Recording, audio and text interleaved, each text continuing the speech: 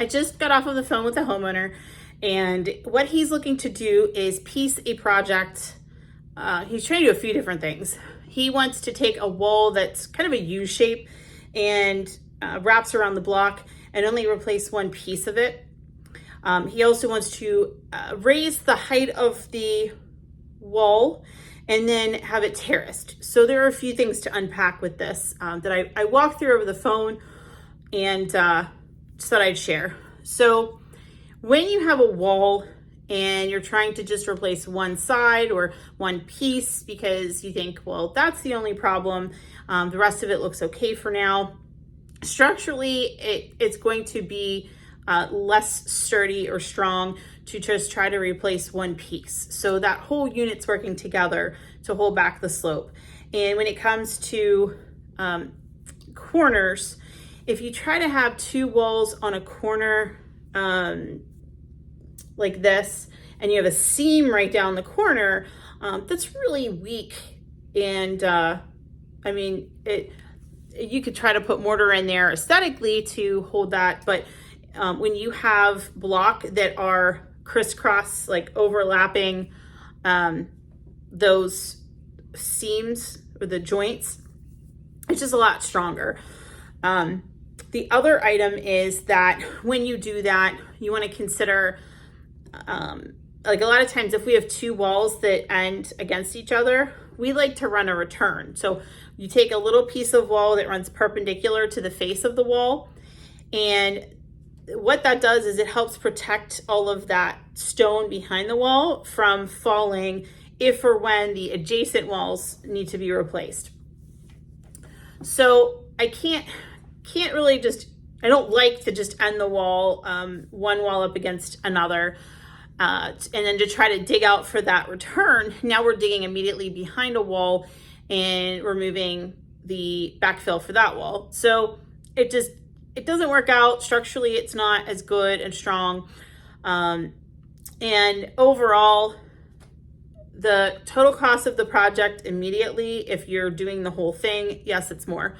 Trying to piece it out, you're going to end up paying more per piece than you would just to have the whole thing done all at the same time.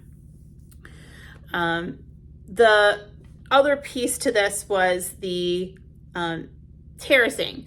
So he wants 2 3-foot tall walls terraced to go, over a 6-foot height for that. So it really, I've seen a lot of contractors do this, or walls that have been done where people hit the tripod. People try to skirt the regulations by terracing walls. I mean, sometimes terracing is nice. People are looking for the aesthetic or for functionality. It's easier to get in and tend to that ground that's right there if it's terraced. And there's also a misconception that it's cheaper. So the most costly in terms of time, labor, materials in a project is that initial excavation and prepping the base and getting the first course of block laid. So that's about half of your wall project right there. When you double the footer, now you have double that time put into doing the most tedious part of the project. If you have a 6-foot slope and you're trying to do 2 3-foot walls, you still technically have a 6-foot wall. It should be drawn up by an engineer and a permit obtained for that. The way that you could terrace and have it be something that doesn't necessarily need to be reinforced is to, let's say you have 2 3-foot tall walls. The 3-foot tall wall, and I would go from the footer. So if you have a buried block and it's 3.5 feet, you need to go back double that number in terms of feet into the slope before you start your next wall. And what that does is, that's just a general rule of thumb that should ensure that your upper wall is not putting an extra load on the lower wall. So if you build terraces too close together and they're not reinforced into the slope, then the weight of that upper wall is now adding to, it weighs a lot more than just the dirt that would be there. And you're adding to the strain and stress of that lower wall. And so it's going to fail faster. So I tried to explain that part, that there is a way you could terrace. Like if you build one wall that was 6 foot tall, it's going to be cheaper than terracing. If you want the look of a terrace, but you want the strength and you don't have the depth to separate those terraces, which this guy did not, then you would build one 6 foot tall wall. And then in front of that wall, you would do a 2 or 3 foot tall, like a garden wall or planter bed. So the tall wall behind it is what's bearing the load of the hill that's reinforced. And then the wall in front of it is just decorative at that point. So that's kind of your middle of the road option. So when you're doing a reinforced wall, or you're dealing with a big hill, one, having a single wall is going to be most economical.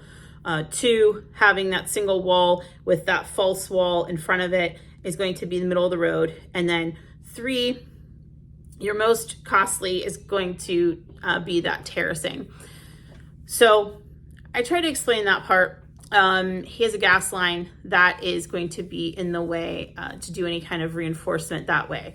And he doesn't really want to relocate the gas line. And I understand that. As far as I know, sorry, I hit the tripod again. It might be a couple of $1,000s to relocate a gas line. And I mean, in terms of, you have to weigh out kind of, what are you looking to do? Like if you kept the wall lower, and the gas line is there and it's not quite deep enough, we can work around it.